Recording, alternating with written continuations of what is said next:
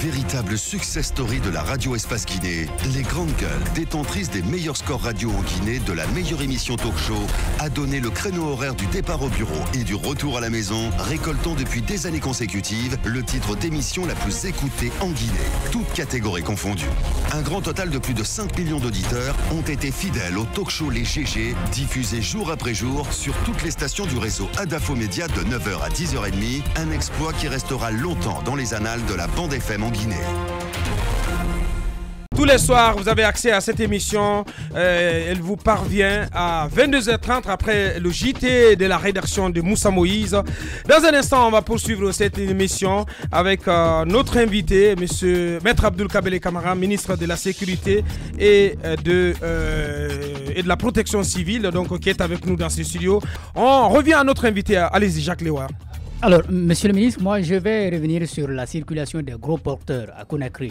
Je me rappelle bien après l'accident de Bonfi qui avait fait une dizaine de morts, une décision avait été prise pour interdire la circulation des gros porteurs aux heures de grande affluence.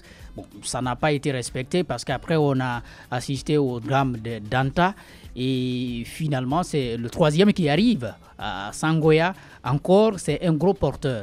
Est-ce que d'abord, vous avez trouvé cette mesure, parce que je me rappelle bien, vous n'étiez pas encore ministre de la Sécurité, est-ce que vous avez trouvé cette mesure juste et qu'est-ce qui est fait vraiment pour réglementer la circulation des gros porteurs à Conakry? Je vous remercie. Bon, ces accidents sont regrettables et je présente mes condoléances aux familles éplorées. Et en termes de mesures, vous vous souviendrez que très récemment, nous avons entrepris une grande action de sécurité, de la sécurisation de la route, sur instruction de M. le Président de la République. Et donc le plan d'urgence a été lancé. Et dans ce plan d'urgence, on avait préconisé avec les syndicats des transporteurs, les syndicats des chauffeurs, n'est-ce pas, de limiter les dégâts au maximum, d'arriver à une tolérance zéro et pour que les gros porteurs puissent circuler en un temps bien déterminé. Et cela devra être réglé en accord avec le ministère des Transports. Bon, en ce qui nous concerne plus précisément, nous sommes chargés de l'application de la loi sur le terrain. Sur le terrain. Ok, réguler la circulation. Et c'est vrai que ces gros porteurs nous causent beaucoup d'ennuis, c'est un constat général. Mais pendant la période, n'est-ce pas, d'urgence, de plan d'urgence que nous avons lancé, nous avons réussi à limiter les dégâts au maximum, à dégager les abords, n'est-ce pas, les bas-côtés de la chaussée, les encombrements qui obstruaient vraiment le passage et de façon significative, et également sauf que tout est revenu. Tout est revenu pratiquement. Non, ouais, bien sûr. À main 103, oui, monsieur le ministre. De toutes les façons, on va y revenir. On va y revenir. Ouais. Mais moi, je me rappelle cet accident du côté de Dubreka qui a fait plus de 30 morts, si ma mémoire est bonne, depuis, parce que ça fait même pas très longtemps encore. Qu'est-ce que vous avez fait? L'opinion, toute la Guinée entière avait été choquée par ce qui s'est passé à Dubreka à l'époque. Depuis, qu'est-ce que vous avez mis en place? Écoutez, comme mesures pour éviter pareil drame, monsieur le ministre? Oui, on a l'impression de se répéter tous les matins, mais derrière... C'est cette impression que vous me donnez. Absolument. Puisque c'est ici, dans cette radio, que nous avons disséqué le plan d'urgence de la sécurité routière. C'est ici. Et pendant 1 heure au moins, nous en avons débattu. Et pendant presque 3 mois... Vous pensez que ça a changé quelque chose, ce plan d'urgence? S'il vous plaît, ce plan d'urgence avait beaucoup changé les choses. Mais entre-temps, les élections ont été organisées. Et entre-temps, n'est-ce pas, il y a eu des manifestations. Ok, les routes, les chaussées, les occupants les ont commencé à revenir petit à petit. Il faut maintenir l'ordre public. Ou bien dégager encore, créer d'autres problèmes. On n'a pas voulu ouvrir plusieurs fronts. Mais toujours est-il que l'occupation de la chaussée par les marchands ambulants, par les étalages de tous ordres, n'est-ce pas, cette occupation est illégale et anarchique, n'est-ce pas, ce n'est pas citoyen. Et tout le monde a apprécié. Vous, d'abord, vous avez applaudi. N'est-ce pas, la mise en œuvre de cette sécurité. Donc, s'il vous plaît, s'il vous plaît, non, s'il y a des acquis. Non, mais je suis d'accord, mais le fait est que le problème demeure. Parce que le problème va demeurer toujours, s'il vous plaît. Je prends l'exemple sur cet accident de Sangoya. Mais ce gros porteur qui dévalait donc la descente de. Savez-vous que s'il vous plaît, il a percuté de nombreux véhicules. Nous connaissons les faits. Taxi-moto avant de finir sa course. Nous connaissons les faits. Oui. Vous permettez? Oui. Écoutez-moi très bien. Il y a eu, votre collègue a rappelé, les différents accidents de circulation du même genre. Oui. À Anta, à Matoto, et puis à Bambeto, à Dabondi, ainsi de suite. Liste est longue. La liste est longue. Oui. Et vous savez très bien que quand nous avons engagé le plan d'urgence de la sécurité routière à Anta, c'est toute la chaussée qui était occupée. Toute. Et au même endroit où 12 personnes ont péri. Le même jour. 12 personnes. Et il y avait des étalagistes partout, des marchands partout, des ordures partout. Mais néanmoins, la police est venue. Toute la police, y compris la protection civile, nous avons tout dégagé. Et pendant 3 mois, tout était fluide à Matoto jusqu'au kilomètre 36. Et aujourd'hui, aujourd'hui, ils reviennent petit à petit parce que les gens profitant de ces différentes manifestations dans la rue, n'est-ce pas? Et donc, ils profitent. Mais ce qui est sûr et certain, c'est que la sécurité routière va reprendre les choses de plus belle. Et les commissariats, c'est récurrent. Voilà. Mais il faut des moyens aussi.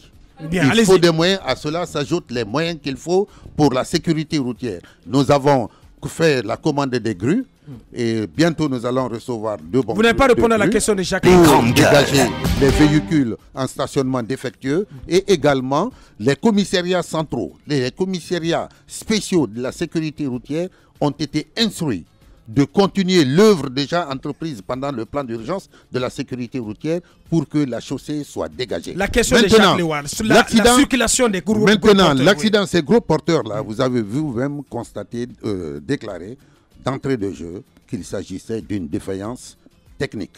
Donc, la mécanique a failli. Et là, c'est ainsi que vous avez introduit la notion de contrôle technique. De contrôle technique, qu'il faut nécessairement rendre, c'est rendu obligatoire qu'il faut nécessairement mettre en œuvre. Mettre en œuvre. Et cela demande du temps, cela demande une pédagogie. S'il vous plaît, non, cela demande une pédagogie, 8 ans, parce qu'il y avait un procès en cours, parce qu'on avait donné, l'ancien régime a donné le monopole à un opérateur économique. C'est maintenant, c'est pas facile à casser. Le président de la République a pris ses responsabilités pour rendre obligatoire le contrôle technique et libéraliser, n'est-ce pas, ce domaine. Pendant ce temps, des milliers de Guinéens continuent d'être tués. Justement, des milliers de Guinéens, quand même, vu l'urgence. En 8 ans, on peut estimer que le président aurait pu justement finir avec cette situation et nous mettre en place un centre aujourd'hui qui puisse recevoir les véhicules. C'est urgent. Ne demandez pas une chose et son contraire. Vous voulez l'application de la loi et vous voulez également... s'il vous plaît, en attendant, il y a des Guinéens qui meurent. S'il vous plaît, vous voulez l'application de la loi et en même temps, vous voulez faire exactement... Qu'est-ce que vous voulez? Combien de temps vous voulez qu'on donne à l'équipe du chef de l'État? Comme s'il n'y a pas de loi. Le président de la République a hérité d'une situation que vous connaissez tous. 8 ans. Il faut reconnaître 8 ans pour régler une question judiciaire. Oui, écoutez-moi très bien. Et qui a donné le monopole? Et dans quel imbroglio judiciaire on se trouvait? Oui, mais c'est trop facile. Alors, c'est de là, c'est de ce imbroglio-là. Honnêtement, c'est une excuse trop facile. Je comprends que les questions juridiques... Face à la vie des Guinéens, monsieur le ministre. Écoutez, la vie des Guinéens... Vous ne pensez pas que votre gouvernement a échoué sur cette question? Non, je regrette. Je pose la question. Je regrette. Oui. Notre gouvernement n'a pas échoué sur cette question. Pourquoi? Oui. Écoutez, comparé au nombre de vies que nous avons perdu à cause du contrôle technique, mais c'est quand même très grave, monsieur le ministre. Vous permettez? Oui. Vous permettez? Oui. Vous êtes dans un pays où, depuis combien d'années, il n'y a pas eu de code de la route? C'est maintenant qu'il va y avoir un code de la route. Oui. Alors, vous le savez. Vous-même, combien d'entre vous ici, même, qui est passé régulièrement au Kadak pour passer, n'est-ce pas, le permis, pour passer le permis. Mais vous voulez me dire que les anciens régimes n'ont rien fait. Écoutez-moi très bien, c'est un constat, c'est réel, c'est incontestable, ça ne peut pas être discuté, c'est constant.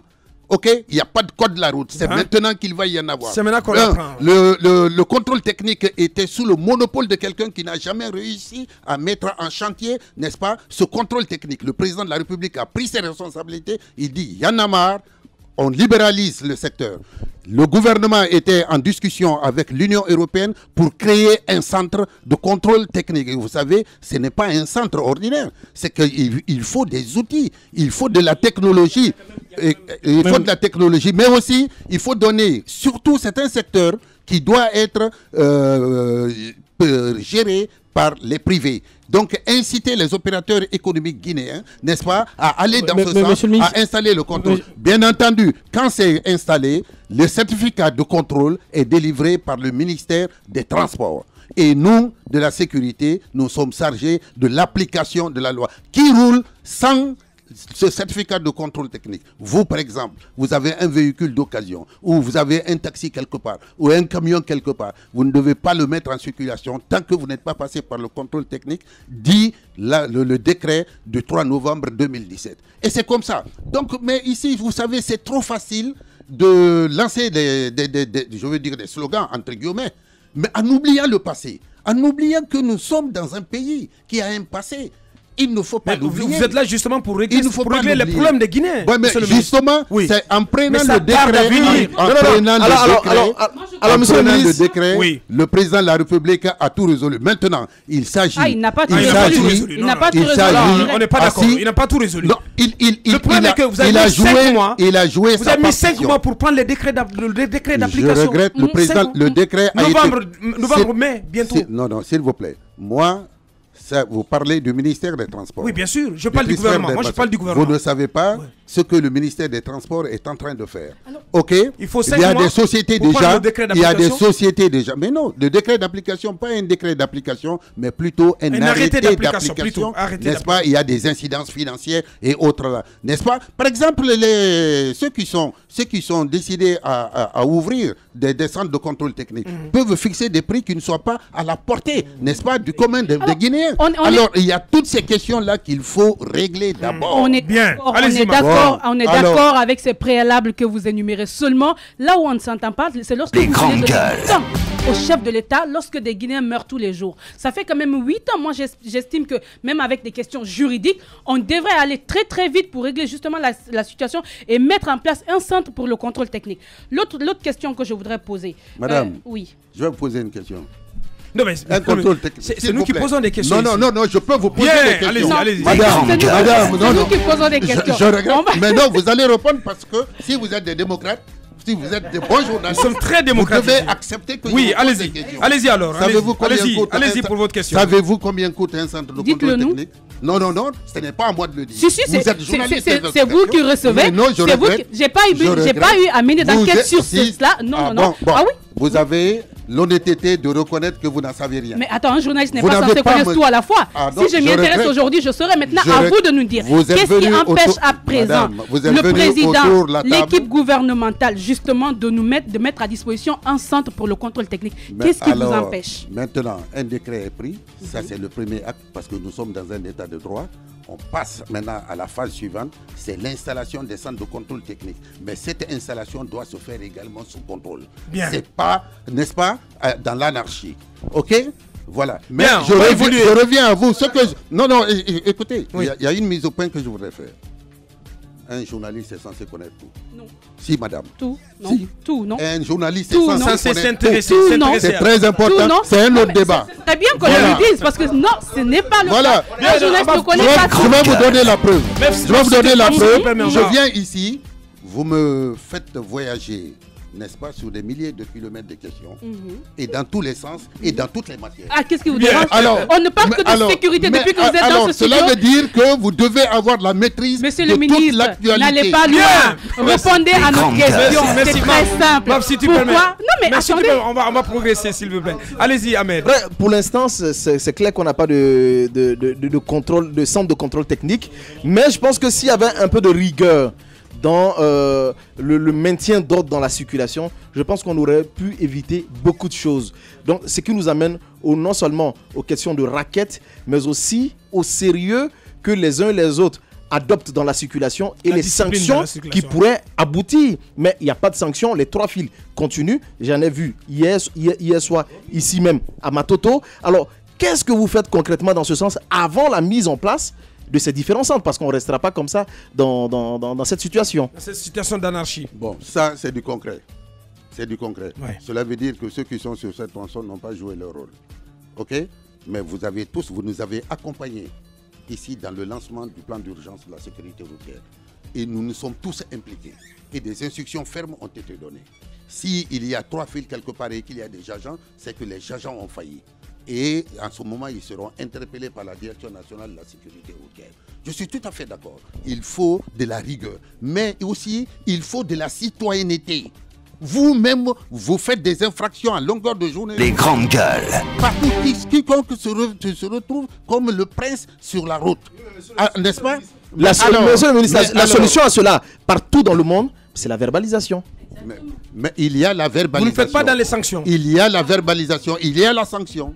Bien. Il y a la sanction. Bien. Maintenant, parlant de corruption, il n'y a pas de corrupteur sans corrompu. Il n'y a pas de corrompu sans corrupteur. Mais il faut pourquoi vous mettez la main à la poche pour pouvoir passer, pour pouvoir violer les principes les plus élémentaires du code de la route? Alors pourquoi en filant quelques sous aux uns et aux autres? Et vous tous, vous êtes coupables. Je vais vous ramener sur le plan. Jacques, alors, allez-y, Jacques. Monsieur le ministre. Parce qu'avoir aussi nos frères policiers qui sont dans la rue sous le soleil, monsieur le ministre, parfois ça donne un état d'âme. Ça fait pas beau à voir. Ça fait pas beau à voir. Hein. Vous avez remarqué que la physionomie de nos policiers sur la route a complètement changé. Complètement, en termes d'habillement. Pas considérablement. En termes d'habillement, hein, on a doté, on a fait venir un bienfaiteur, n'est-ce pas, nous a donné près de 5000 tenues. Et ils en ont tous profité. D'abord, il fallait changer cette tenue parce que c'est la vitrine du pays, de la nation. Oui. C'est la vitrine.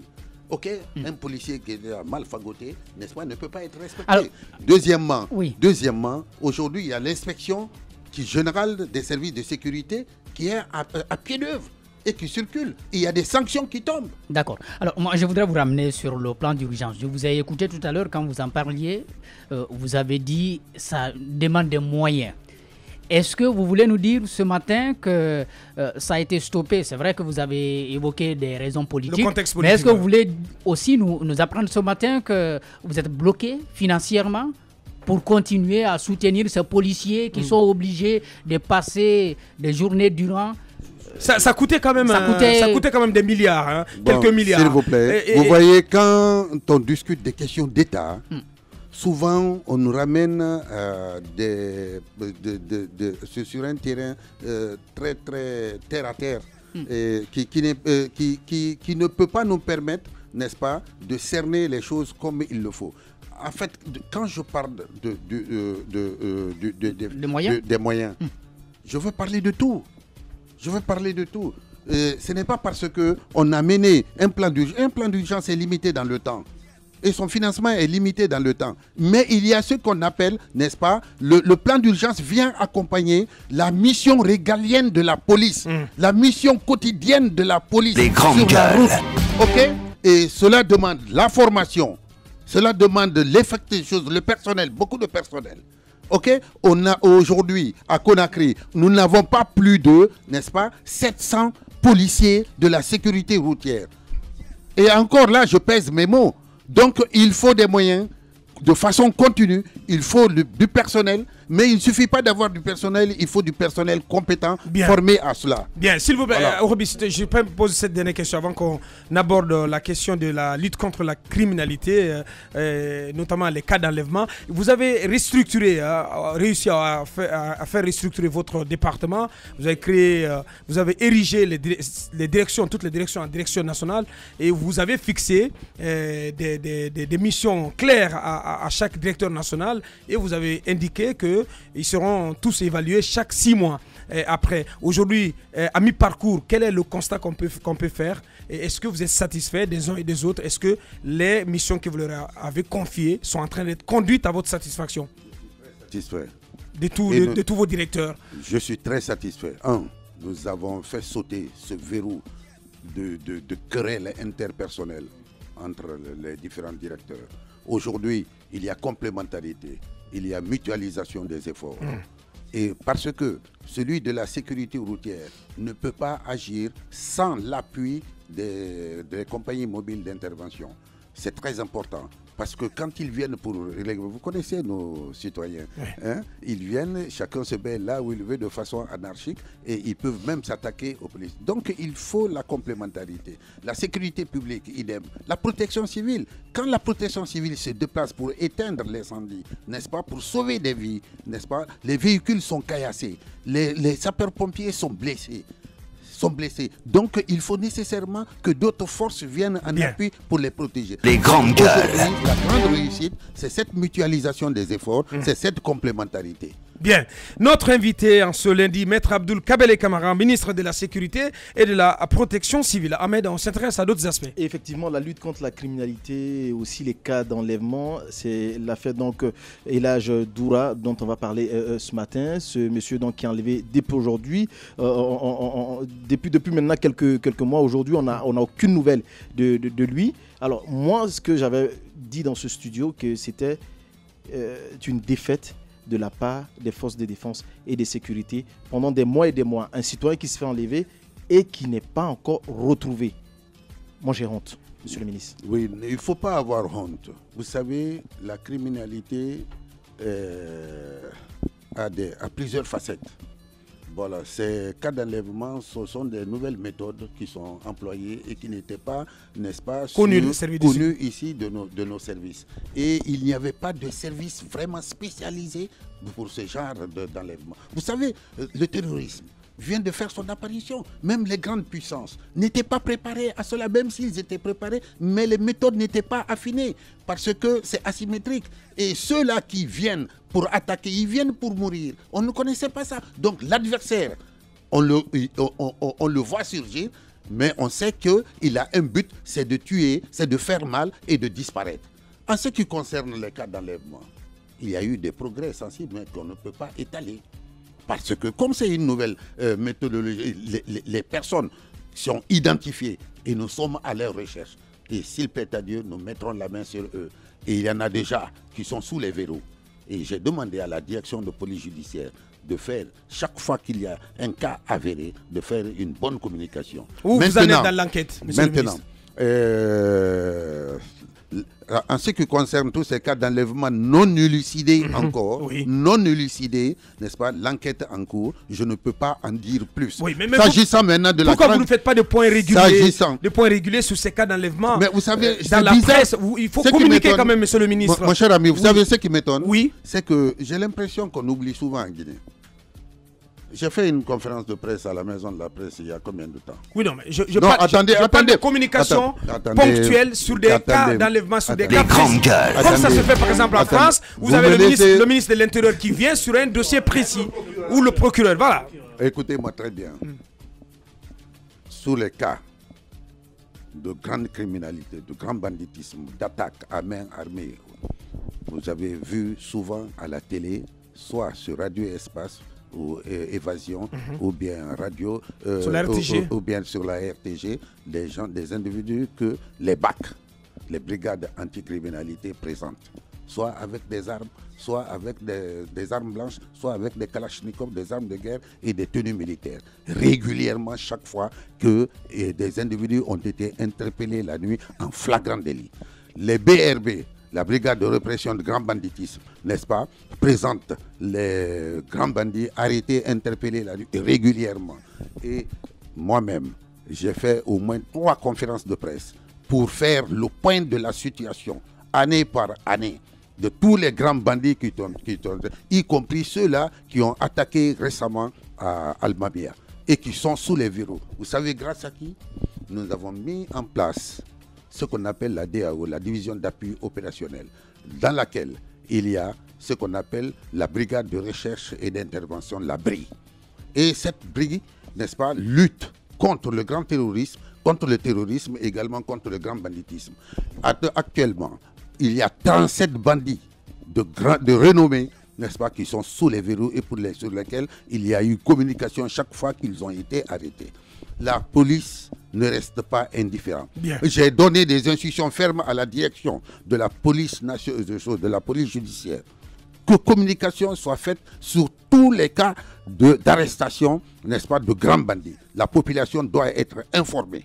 C'est très important. Et chaque fois que l'enquête est terminée, il faut absolument, avant de communiquer le dossier au procureur de la République, il faut qu'ils appellent la presse pour faire une communication et dire que le dossier est clos et que va être transmis au parquet pour que tout le monde sache que le dossier a quitté la police pour aller, n'est-ce pas, à la justice. Puis, puisqu'on parle de l'affaire El Hadj Doura, récemment, la justice a annoncé donc avoir émis des avis de recherche contre 5 personnes dans le cadre donc de l'enquête sur cet enlèvement.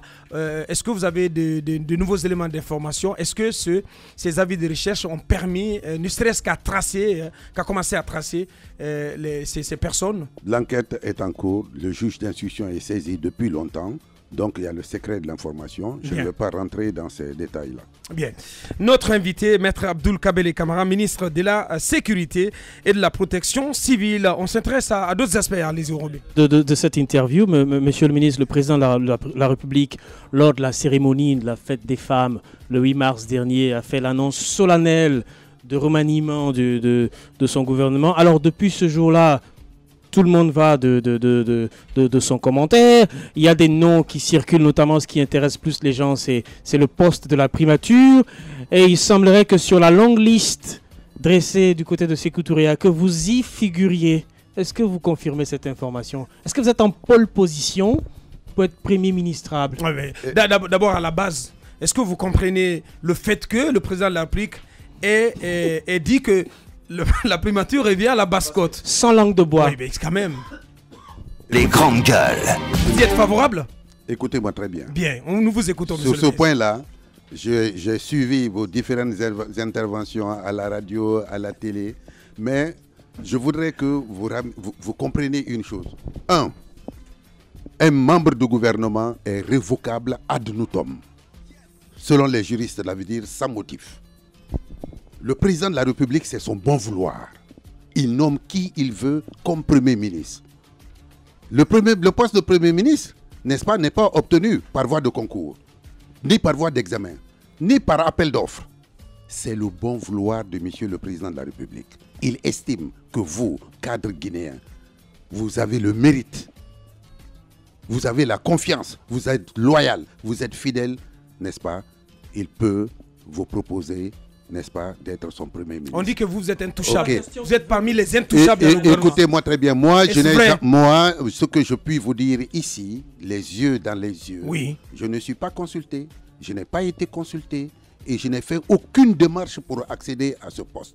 Moi, je pense que... Si vous êtes sollicité. S'il vous plaît, moi, je pense qu'en tant que Guinéen, en tant que cadre, en tant que citoyen guinéen qui a choisi un homme, Alpha Condé, et son parti, le RPG, je n'ai aucune démarche nébuleuse à entreprendre pour accéder au niveau le plus élevé. Les grandes gueules. Rien que sa confiance. Mais je n'entreprendrai rien d'autre.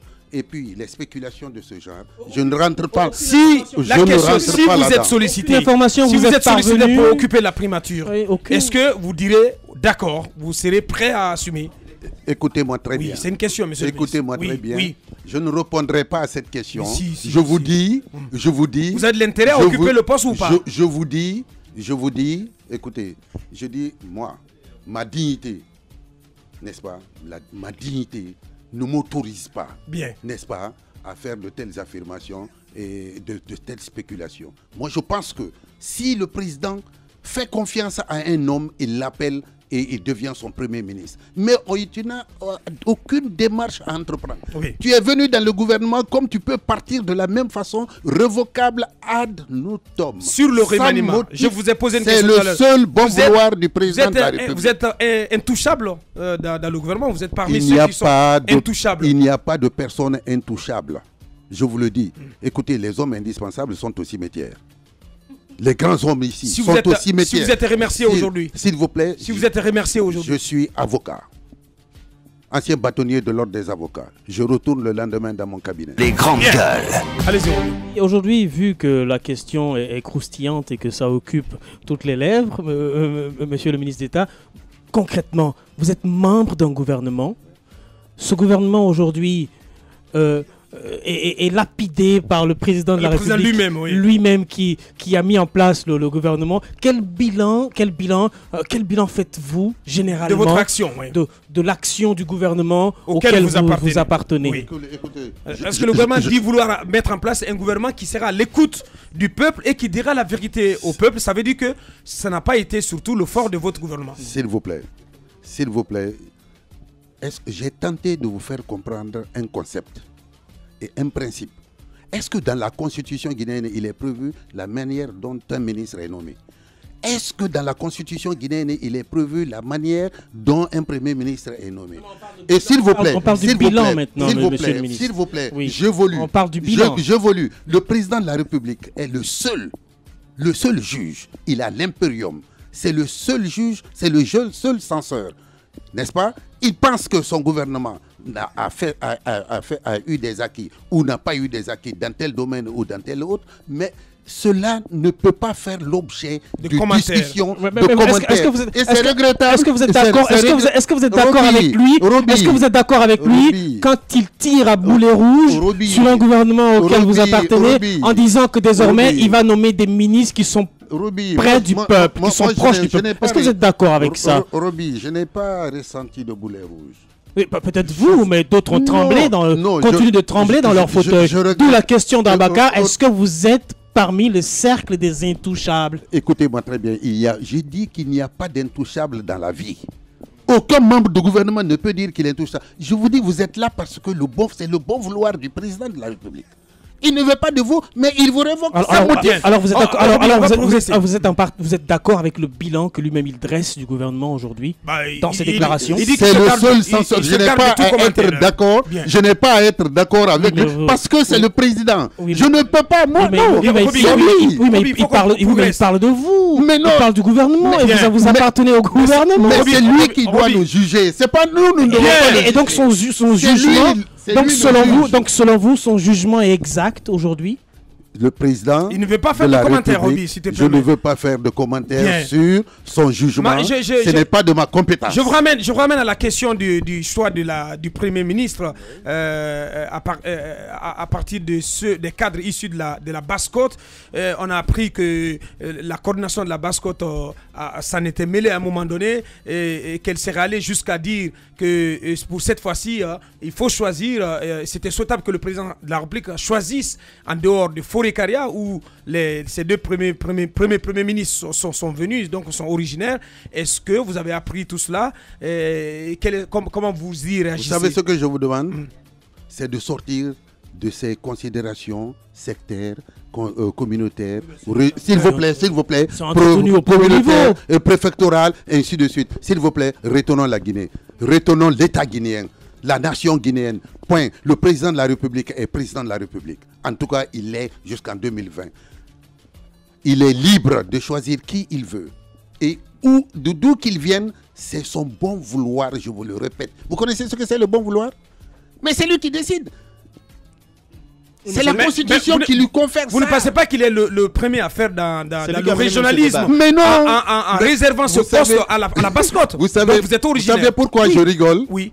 Pourquoi je rigole? Oui. Parce que les gens ont toujours tendance de ramener à la région les faits saillants de l'État. Mais c'est le président qui le fait. Non, c'est pas le problème du président. Depuis qu'il est là, il choisit. Vous l'avez jamais dit. Mais pourquoi toujours la Basse-Côte? Pourquoi il ne peut pas choisir un premier ministre venant de Écoutez-moi bien. Oui. Moi, je n'ai jamais entendu le président déclarer publiquement qu'il va choisir un premier ministre de la Basse-Côte ou de telle préfecture de la Basse-Côte ou de telle autre.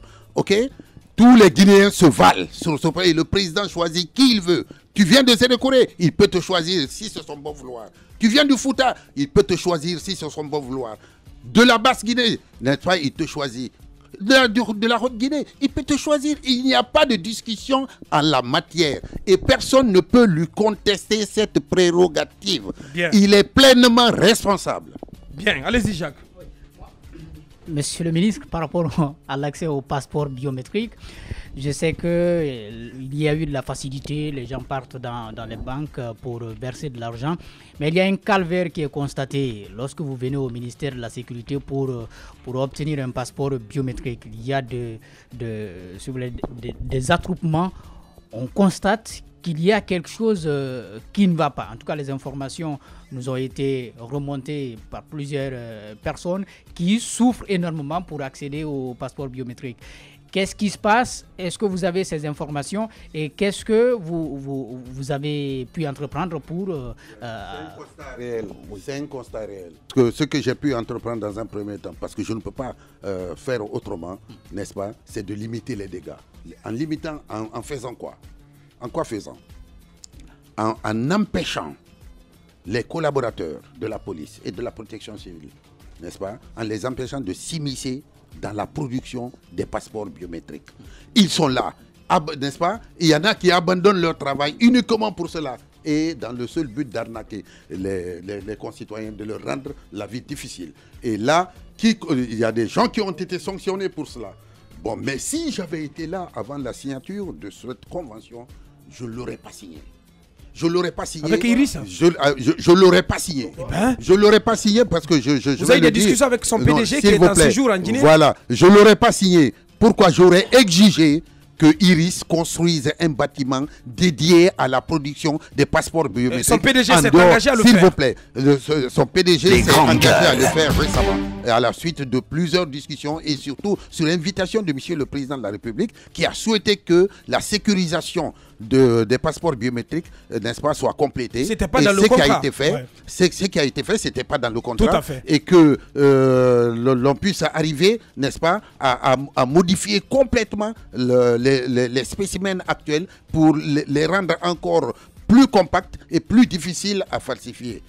Voilà, c'est pourquoi je disais que j'aurais posé beaucoup d'exigences. Malheureusement, ça n'a pas été le cas. Je suis obligé d'exécuter cette convention, n'est-ce pas, qu'à cela ne tienne, mais nous avons pris des mesures pour limiter les dégâts, pour éviter qu'il y ait des faux passeports, pour éviter que les citoyens soient arnaqués.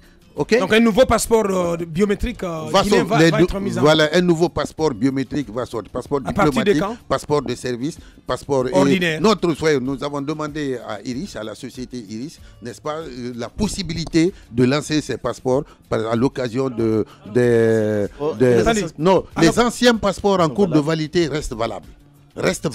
Mais là, en cours de validité. Les nouveaux passeports à partir de quand? Les nouveaux passeports, bientôt, quand on va faire le point de la situation, c'est-à-dire du reliquat des passeports, n'est-ce pas, et que on nous donne, on nous achemine vers Conakry, n'est-ce pas, les nouveaux passeports, et que l'on envoie, n'est-ce pas, ces nouveaux passeports, ces spécimens dans les différentes ambassades pour dire que désormais, ce sont pour protéger nos concitoyens guinéens, et ainsi ça va rentrer en cours de production, en vigueur. Bien. Allez-y, pour deux petites dernières questions. Excusez-moi du mot, mais quand est-ce qu'on va finalement humaniser alors l'obtention du passeport? Parce que vous avez dit que si vous étiez là, vous n'aurez pas donc signé ce contrat. Quand est-ce qu'on va trouver un lieu décent pour les populations qui pourront quand même venir demander les passeports tranquillement et et la décentralisation dans la confection des passeports, parce que pour faire un passeport il faut faire des milliers de kilomètres.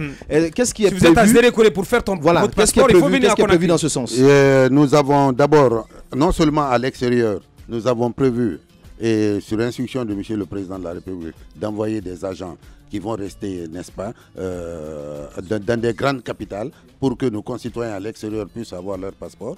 Mais également, Iris va envoyer encore d'autres kits pour que les passeports soient, l'enrôlement se fasse dans les régions naturelles. Mais même dans ce cas, ils sont obligés de venir ici, à Conakry, n'est-ce pas, où se trouve le serveur pour que le passeport puisse sortir et être remis aux citoyens guinéens. Monsieur Maître Abdoul Kabele Kamara, ministre de la Sécurité et de la Protection civile, notre invité ce lundi.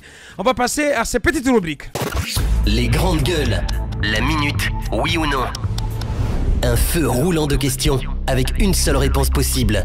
Oui ou non? Langue de bois, s'abstenir. Vous nous regardez en direct à la télévision, à Koya. Merci de le faire, merci de nous choisir. On en vient à cette rubrique avec notre invité, la rubrique oui ou non. Il est un habitué donc de cet exercice. On n'a pas besoin donc de lui expliquer. On commence avec vous, Ahmed. Alors, oui ou non? Oui ou non, monsieur le ministre, vous reconnaissez aujourd'hui qu'il y a des agents qui s'adonnent à la confection de faux passeports. Quand je dis des agents, je veux dire des agents de la sécurité. De la police. De faux passeports. Oui ou non? Oui. Oui ou non, vous avez déjà reçu la liste de tous ces agents, tous les agents de votre département qui doivent aller à la retraite. Oui ou non, vous allez exécuter? Oui. Sauf ceux qui demanderont des exceptions, et si c'est accordé par le ministère de la fonction publique. Oui ou non, c'est le cas souvent, c'est le cas généralement dans votre département. Non, les mises à la retraite continuent toujours de servir. Je regrette, c'est fini ça. Bien. C'est du passé. Bien. Si vous nous le promettez là. Oui ou non, monsieur le ministre, vous avez des nouvelles de l'âge Doura? De sa santé. C'est une affaire judiciaire. Oui ou non, vous conviendrez avec nous que les BAC et les BRB ont des problèmes de logistique assez sérieux. Assez sérieux, oui. Je dirais oui. Mais ils ont le minimum pour faire face à la grande criminalité. Mais on voit les véhicules des BAC dans la circulation, monsieur le ministre. Je viens de leur doter des véhicules. C'est visible. Bien. Oui ou non, vous êtes d'accord avec nous que la plupart des agents qui évoluent au sein de ces BAC ne sont pas salariés? Non. N'ont pas de salaire. Oui ou non, ils n'ont pas de salaire? Ils ont un salaire. Et tous? Bien sûr. Parce que je ne veux pas de bénévoles parmi les BAC, ni parmi les BRB. Nous avons les informations contraires. Que la plupart des jeunes qui évoluent au sein des BAC, ils n'ont pas de salaire, monsieur le ministre. Alors, dès aujourd'hui, je vais interpeller le colonel Souma. Vérifiez. Alors, à Conakry, oui ou non, on devrait encore attendre longtemps avant de revoir ce qu'on a vu avec ce plan d'urgence? Non. Nous sommes à pied d'œuvre. Bien. Nous n'allons pas porter les corrections. Question bonus très rapidement, monsieur. Il y a l'autre rubrique là. Oui, mais monsieur le ministre, est-ce que vous connaissez la dame policière qui se trouve juste au rond-point ici, madame Aminata, et l'autre qui est au carrefour, je crois c'est du côté de Nongo? Oui. Qui font du bon boulot. Oui. Est-ce que ces deux agents méritent plus que ce qu'ils ont aujourd'hui? Un avancement. C'est reconnu par tout le monde. Non, vous savez que cette dame, elle a été omise. C'est reconnu par tout le monde qu'elle exerce dans la rigueur son travail. La hiérarchie me remontera les informations en ce qui les concerne. Mais nous, on est sur le terrain. La hiérarchie passe très rapidement. Portez les faits à la connaissance de la hiérarchie. Vous les aiderez beaucoup. La hiérarchie est là. Oui ou non, vous avez... La hiérarchie est là. Non, et on a porté à connaissance la hiérarchie directe. Bien, oui ou non, Moi, ici, en recevant ces informations, c'est comme si vous m'aiguillez. Or, je ne veux pas être aiguillé. On ne vous aiguille pas. On ne vous aiguille pas. On arrive. On ne vous aiguille pas. Si vous avez des appréciations, n'est-ce pas, ça me plairait de voir ça noté par écrit. Bien. Et l'envoyer. On arrive pratiquement au terme de cette émission. Oui ou non, au regard de votre bilan, à la tête du département de la sécurité, oui ou non, vous méritez de continuer dans le gouvernement? Continuer de... ou non, vous avez toujours votre place au sein du gouvernement? Non, c'est pas la bonne question. Non. La bonne question... Bon, je donne la bonne réponse. La bonne réponse, j'ai fait de mon mieux. Oui ou non? Et à la défense et à la police. Donc je n'ai aucune conclusion à tirer parce que rester dans le gouvernement, encore une fois je vous dis, il y a un chef. C'est son bon vouloir. Bien. Notre invité, Maître Abdoul Kabele Camara, ministre de la Sécurité et de la Protection, c'est vérité donc à retrouver sur nos médias partenaires et à la télévision le soir à 22h30. Vous avez une minute, monsieur le ministre, vous avez à vous adresser aux policiers de la Guinée, à l'ensemble des citoyens de Guinée, d'ici et d'ailleurs. Nous vous écoutons. Chers collègues policiers et policières, officiers, sous-officiers, de la radio Espace, je vous parle. Je vous invite à redoubler d'efforts. Je connais votre peine. Je sais que vous êtes des patriotes. Vous vous êtes engagés à être des policiers républicains.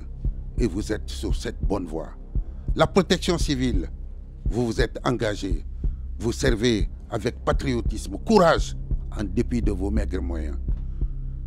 Quant à la sécurité routière, je vous demande encore plus de rigueur. Faites en sorte que la relation de confiance entre la population et la police soit rétablie. La sécurité publique, la police de proximité, je vous invite encore à plus d'engagement. Le peuple attend beaucoup de vous. On n'aura jamais assez fait. Assez fait. Donc le peuple attend beaucoup de nous. Ensemble, lèvons-nous. Faisons en sorte que la réforme devienne une réalité à la sécurité et à la protection civile. Faisons en sorte de regagner la confiance de nos concitoyens. Et c'est notre devoir le plus absolu. Plus rien d'autre ne compte. Seule la confiance de nos concitoyens compte. Et pour gagner cette confiance, il faut de la rigueur. Il faut, n'est-ce pas, beaucoup de détermination et il faut beaucoup de sérieux. Bien, le message vérité de Maître Abdoul Kabele Camara, ministre de la Sécurité et de la Protection civile. Il était notre invité.